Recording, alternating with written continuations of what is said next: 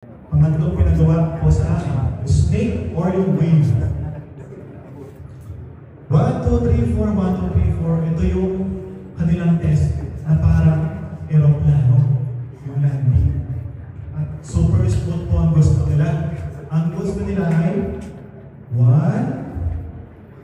2, 3, 4. Dito ko maraming ulit. Kasi nga nangyayari sa akin, ganito po yung mga errors, pag angat mo ng ganon, biglang binigla mo, ulit na yun. Ulit na po yun. Kapag inangat mo siya, kailangan flawless yan. Flawless ang pantay-pantay. Then pag bigla ka po mayroon, biglang kumanon, ulit ka ulit sa simula. O repeat, start again, repeat again, repeat. So ganun. Wait, paano naman yung snake? Ganun din, pero top view man. Parang gumagapang na. Same level din. Same level. Yung wave, ang laman ng Roland na pinagawa sa akin. Sabi, hindi, huwag nakalo sa dulo. Sabi ko, ang layo na po nito. Nasa dulo yun pala, ang gusto niya, parang airplane talaga. Yung ang landing mo, take off, tapos yung landing mo, manayad na manayad. So, meron pang isa dito na yung bago lang, hindi ko na sa slide pa ito, hindi ko na kasi naman yan.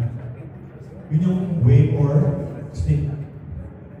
So, pwede natin picturean lahat ng ito, and then tutulong natin mamaya naman yung hourglass. Yung hourglass. Yung hourglass, para naman siya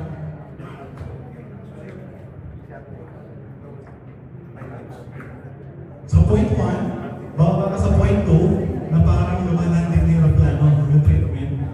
Pagbaba mo sa point 2, magte-take off ka ulit sa point 3. Pas point. Tapos pag bababa mo ulit yun, doon ulit sa point 4. Hanggang sa mag-close, para siyang back style. Ang ini-aim ni ka dito kung paano ka mag-handle ng landing at ng take smoothly. So again may sudden movement, ayaw nila yun. Kapag inangat mo yan na ganyan, parang yung sa Cebu namin, January 18 na 19, yung kanilang na-perfect nila yung infinity. Na-perfect nila yung infinity. Kasi doon talaga, limanan kasi sila. Dalawang architects, isang GE, dalawang civil engineers. Ang mga take kasi yung mga kabataan. Ang hindi lang nila makuha ay yung hourglass. Kasi kapag umangat sila, biglang nababago yung direction. Ganun din sa landing. Kasi ang purpose ni Capture, alam mo mag-take off at mag-landing ng super smooth, any direction. So parang din siya, create talaga ng hourglass. Hourglass. So yun, actually ito yung si Engineer Badili of Region 4, nahirapan naman siya sa Infinity. Doon ko siya yung kasi sanay sa lugar, sanay sa flight planning. Inamin na sa akin